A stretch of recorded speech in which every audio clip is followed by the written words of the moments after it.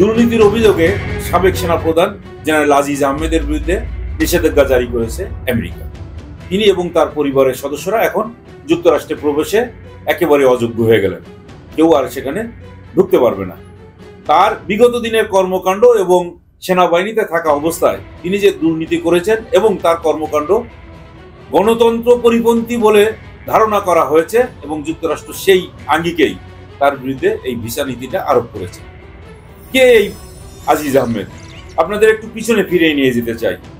যখন বিডিআর বিদ্রোহে একেবারে আমাদের 57 জন সামরিক অফিসারকে এক রাতে হত্যা করা হলো এবং বিডিআর এর যে কর্মকাণ্ড ছিল, কাঠামো ছিল, সেই কাঠামোটা ভেঙে দেওয়া হলো, সেই বিডিআর এর প্রধান করা হলো এই আজিজ আহমেদকে।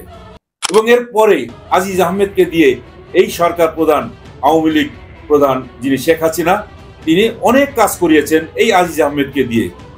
সেনাবাহিনীর ভিতরে একে একে বহু কর্মকর্তা আছেন, অফিসার আছেন, যারা একটু আওয়ামী লীগের বিরোধিতা করেছে তাকেই সেনাবাহিনী থেকে চাকরিচ্যুত করেছেন।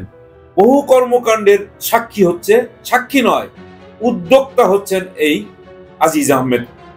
তিনি সরকারের নির্দেশ পালন করতে যে ব্রিলিয়ান্ট অফিসারদেরকে এখান থেকে বের করে দিয়েছেন, অবসরে পাঠিয়েছেন, কখনো কখনো পানিশমেন্টও পর্যন্ত দিয়েছেন। আমরা অনেকেরই নাম জানি, এখন হয়তো আমরা এখানে বলবো না, কিন্তু তারা চোখের পানি ছেড়েছেন নীরবে। অনেক অফিসার আছে এই আজিজ আহমেদের সঙ্গে রাগারাগি করে এই দেশ ছেড়ে চলে গেছেন, দেশের বাইরে তারা ইউরোপে, আমেরিকায় বিভিন্ন জায়গায় কাজ করে বেড়াচ্ছেন শুধুমাত্র তার কারণে। তাকে একে একে বড় বড় পদে তাকে বসানো হয়েছে এবং সর্বশেষ সেনাবাহিনী প্রধান করা হয়েছে তাকে, শুধুমাত্র এই সরকারের বেশ কিছু দায়িত্ব পালন করার জন্য, পারপাস সার্ভ করার জন্য। এবং 2018 সালের যে নির্বাচন, সেই নির্বাচনটা নিখুঁত করে দেওয়ার জন্য এই আজিজ আহমেদকে কাজে লাগানো হয়েছে।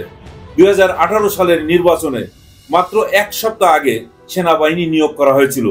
সেনাবাহিনী নিয়োগ করার সঙ্গে সঙ্গে সমস্ত দেশে দেখা গেল বিএনপির নেতা কর্মী যিনি প্রার্থী, তার বাড়ি পর্যন্ত তছনছ করে দেওয়া হয়েছে।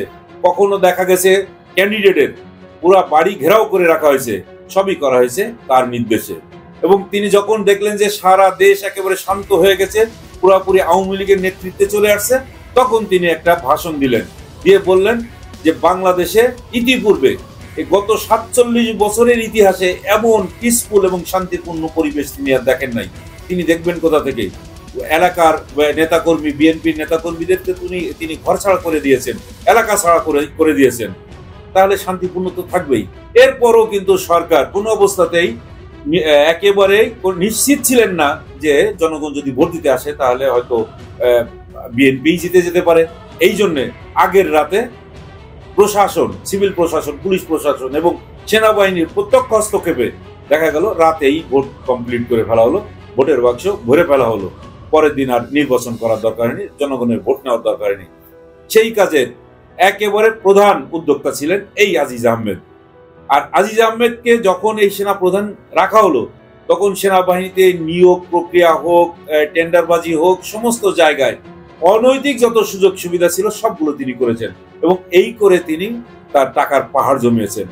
আল জাজিরায় রিপোর্ট হয়েছে যে all the prime ministers main, সেই রিপোর্টে অত্যন্ত নিখুঁতভাবে বলে দেওয়া হয়েছে এই আজিজ আহমেদ তার 3 ভাইকে কিভাবে হত্যা মামলা থেকে পরিত্রাণ পাওয়ানোর জন্য রাষ্ট্রপতির ক্ষমা করিয়ে নিয়েছেন।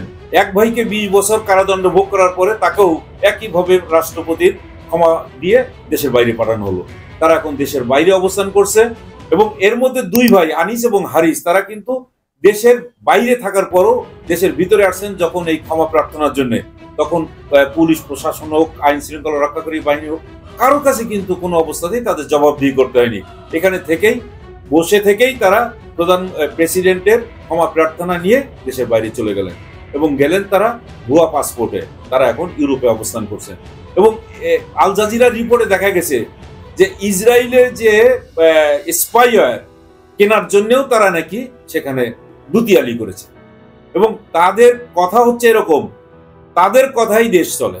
সেই 2 ভাই এইভাবেই ইন্টারভিউ দিয়েছে আল জাজিরার সাথে, অর্থাৎ তাদের কথাই যদি দেশ চলে তাহলে কি অবস্থা দাঁড়ালো?